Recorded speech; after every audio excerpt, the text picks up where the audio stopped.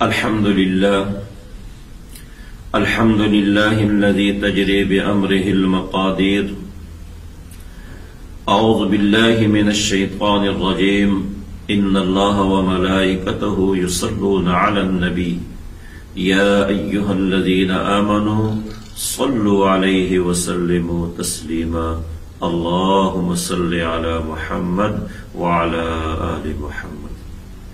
میرے نہایتی واجب القدر معزز سامعین ناظرین، السلام علیکم ورحمۃ اللہ وبرکاتہ. میں ہوں آپ کا بھائی حافظ محمد اقبال. عمال فرمائے آج جمعے کی رات ہے.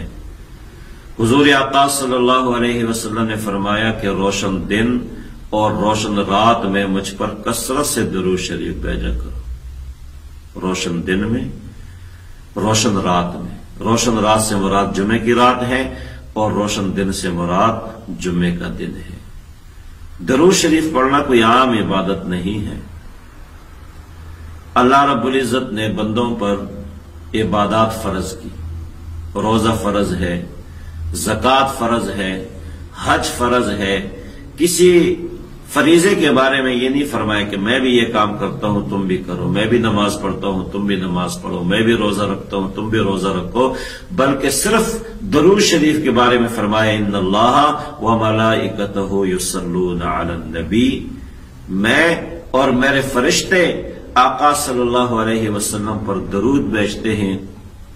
یا ایھا الذین آمنوا صلوا علیہ وسلموا تسلیما. اے ایمان والو، تم بھی محبوب صلی اللہ علیہ وسلم پر درود اور سلام بھیجا کرو. درود و سلام پڑھنے کے بڑے فوائد ہیں.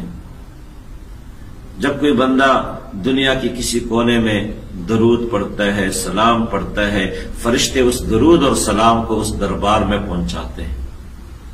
اس دربار میں پہنچاتے ہیں. صرف پہنچاتے نہیں ہیں بلکہ اس بندے کا نام لیا جاتا ہے، اس کے والد کا نام لیا جاتا ہے کہ فلاں ابن فلاں نے یہ تحفہ بھیجا ہے آقا صلی اللہ علیہ وسلم کے لیے. کتنی خوش نصیبی کی بات ہے کہ اس دربار میں کسی کا نام لیا جائے، کسی کے والد کا نام لیا جائے. دنیا میں کسی دربار کے اندر کسی بادشاہ کے سامنے اگر کسی کا تذکرہ خیر ہو، کسی پیر کے سامنے کسی کا تذکرہ خیر ہو، کسی دربار میں کسی کا تذکرہ ہو جائے تو وہ خوش ہوتا ہے کہ فلاں بڑے دربار میں میرا تذکرہ ہوا ہے، میرا نام لیا گیا ہے. تو کتنا خوش نصیب ہے وہ آدمی کہ جس کا تذکرہ اس دربار میں ہو، جو امام الانبیاء ہے اس دربار میں ہو، جس کو اللہ رب العزت نے اس روئے زمین پر سب سے زیادہ عزتوں سے نوازا ہے، سرفرازی سے نوازا ہے، سرداری سے نوازا ہے. اس دربار میں کسی کا نام لیا جائے، کسی کا تذکرہ ہو، وہ کتنا خوش نصیب ہوگا.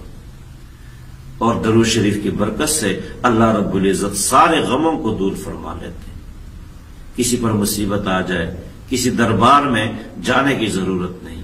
آپ کی حاجت ہے، کسی دربار میں جانے کی ضرورت نہیں، عامل کے پاس جانے کی ضرورت نہیں ہے. مصیبت ہے، پریشانی ہے، کسی نجومی کے پاس جانے کی ضرورت نہیں، اور نہ ہی کسی دربار میں.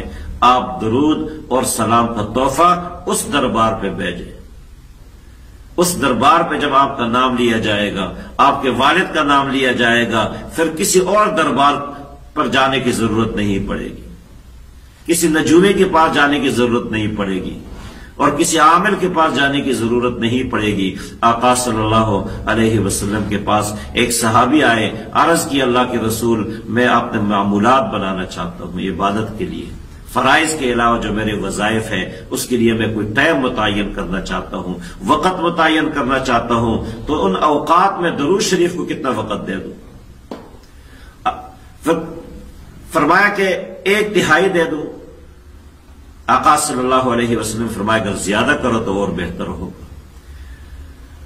اس نے کہا نصف وقت دے دوں. آپ نے فرمایا اس سے بھی زیادہ کر لو تو بہتر ہوگا. اس نے کہا کہ 3/3، اور پھر فرمایا کہ میں پورا وقت درود شریف کو دے دوں.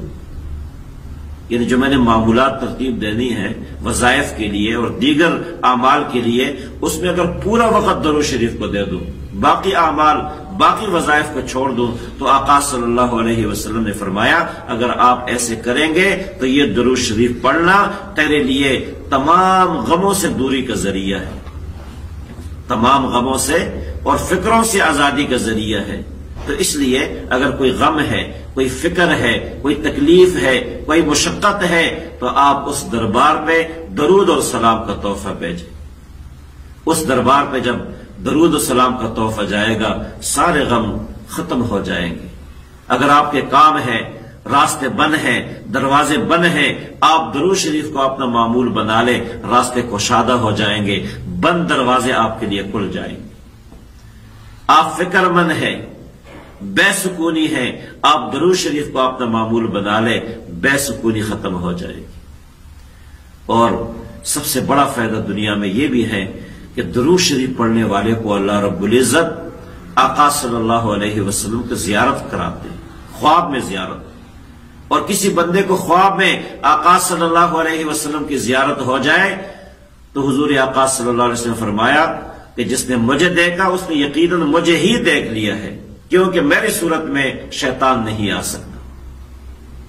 اور اس سے بڑھ کر یہ ہے، میں نے ایسے لوگوں کو دیکھا جو فقیر ہیں ہماری طرح، کچھ بھی ان کے پاس نہیں ہے دنیا میں، اس کے باوجود بھی وہ بار بار آقا کے دربار پہ حاضری دیتے ہیں، بار بار اللہ رب العزت ان کو اپنے گھر بلاتے ہیں، اپنے حبیب صلی اللہ علیہ وسلم کے مزار پہ بلاتے ہیں۔ میں نے ایک سے پوچھا آپ کے پاس ہے؟ کچھ بھی نہیں ہے، ہر سال میں کئی بار آ جاتے ہیں۔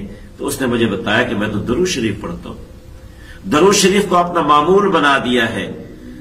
جب سے میں نے درود شریف کو معمول بنایا ہے، میری دنیا کی ساری فکریں ختم ہو گئی ہیں، غم ختم ہو گئے، اور بار بار اللہ رب العزت مجھے آقا صلی اللہ علیہ وسلم کی دربار اور مزار کی زیارت نصیب فرماتے ہیں۔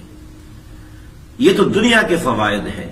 مرنے کے بعد آقا صلی اللہ علیہ وسلم کی شفاعت نصیب ہوگی۔ تو درود شریف کو اپنا معمول بنا لو۔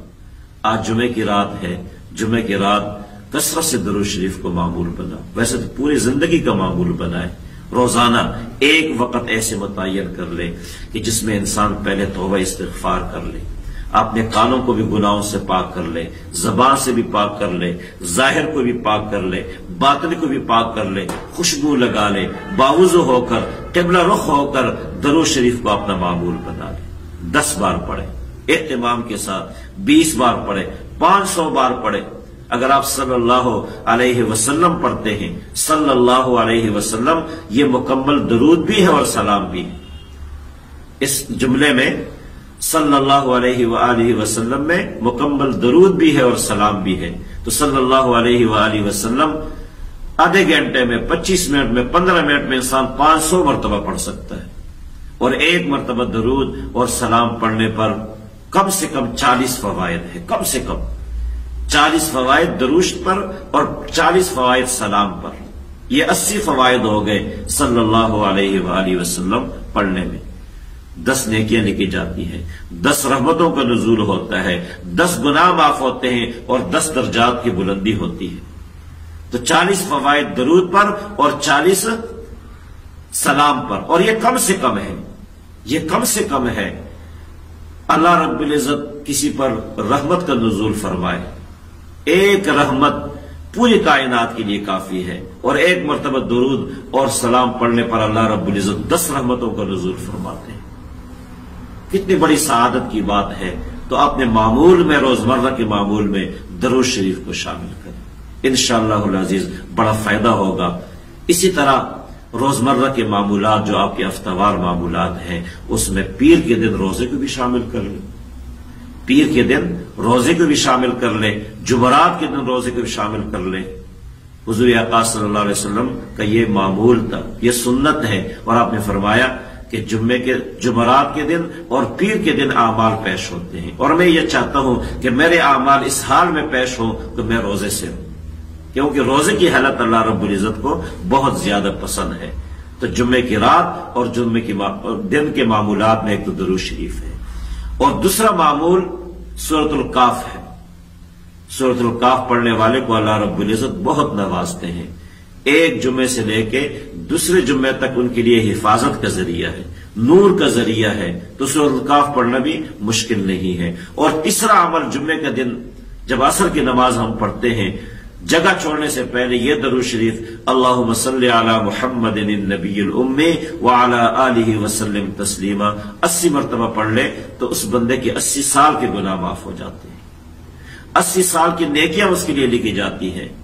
تو یہ بھی مختصر ترین عمل ہے، جمعے کے دن جب عصر کی نماز پڑھ لے جگہ چھوڑنے سے پہلے یہ درود شریف اللہم صلی علی محمد النبی الامی وعلی آلہ وسلم تسلیما۔